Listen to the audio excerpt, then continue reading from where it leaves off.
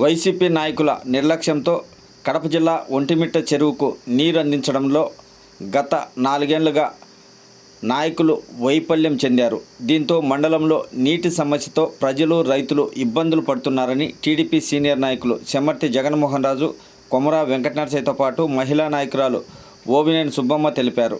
ఒంటిమిట్ట హరిత హోటల్లో మీడియా సమావేశం నిర్వహించారు. ఈ సందర్భంగా వారు మాట్లాడుతూ ఒంటిమిట్ట చెరువులో నిరంతరం నీళ్లు ఉండేలా చర్యలు చేపడతామని వెల్లడించారు.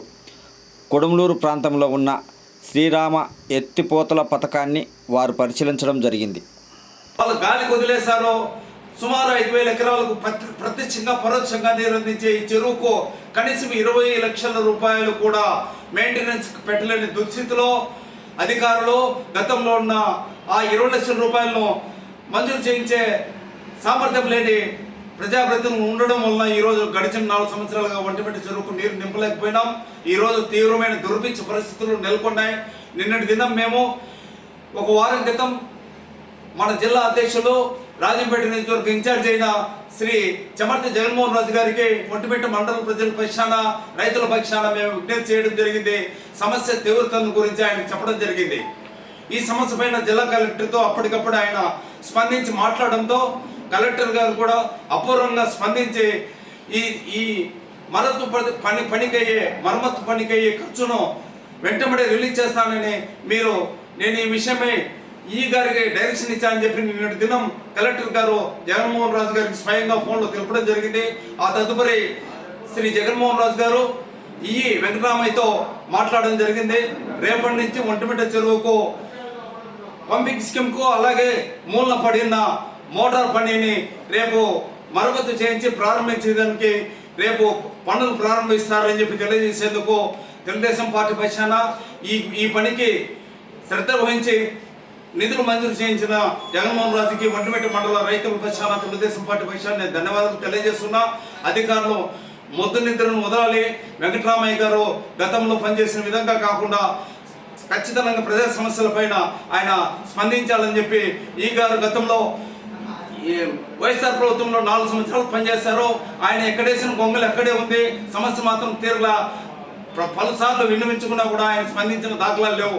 ఆయన వైఖరిని కూడా మేము తీవ్రంగా తప్పుపడుతున్నాం. ఒంటిమిట్ట మండల ప్రజల తరఫున రైతులు ఆవేదనను మీరు గుర్తించండి. మీ సమస్యలను గాలి పక్కన పెట్టేసి ముందు ఒంటిమిట్ట మండల సమస్యలను పరిష్కరించాలని చెప్పి నేను మరొకసారి ఈ గారికి సవినయంగా విజ్ఞప్తి చేస్తున్నాను. రాష్ట్ర అధికారిక రామాలయమైనటువంటి ఒంటిమిట్టను సందర్శించేటటువంటి భక్తుల దాహార్తి తీర్చడానికి, అలాగే ఒంటిమిట్ట పరిసర ప్రాంతాల్లో దాదాపు 15 గ్రామాలకి తాగునీరు అందించేటటువంటి ఒంటిమిట్ట శ్రీరామ ఎత్తిపోతల పథకాన్ని ఆ రోజు చంద్రబాబు నాయుడు గారు ఉదారంగా ఇక్కడ ఇచ్చి పనులు పూర్తి చేయడం జరిగింది. దాని లక్ష్యం ఏంటంటే కనుక సోమశిల బ్యాక్ వాటర్ నుంచి సంవత్సరం పొడుగున నీళ్లు ఎప్పుడు కూడా స్టాక్ ఉండే విధంగా ఒక పంపింగ్ స్కీమ్ను కూడా ఇక్కడ ఏర్పాటు చేయడం జరిగింది. అయితే గత వైసీపీ ప్రభుత్వం ఇక్కడ ప్రజల అవసరాలను గుర్తించకుండా ప్రజలను నిర్లక్ష్యం చేసి కనీసం నిర్వహణకు కావాల్సినటువంటి 10-15 లక్షల రూపాయలను కూడా ఇక్కడ కేటాయించకుండా అనేక మంది రైతుల పొట్టగొట్టడం జరిగింది. ఇవాళ ఈ సమస్యను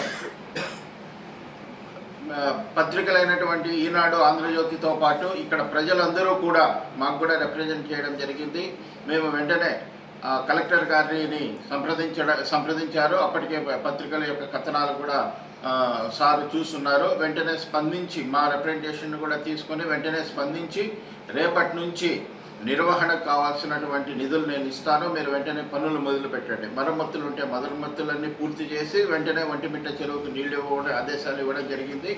కాబట్టి స్పందించినటువంటి ఈనాడు, ఆంధ్రజ్యోతి దినపత్రికలకి, కలెక్టర్ గారికి ధన్యవాదాలు తెలియజేస్తున్నాం.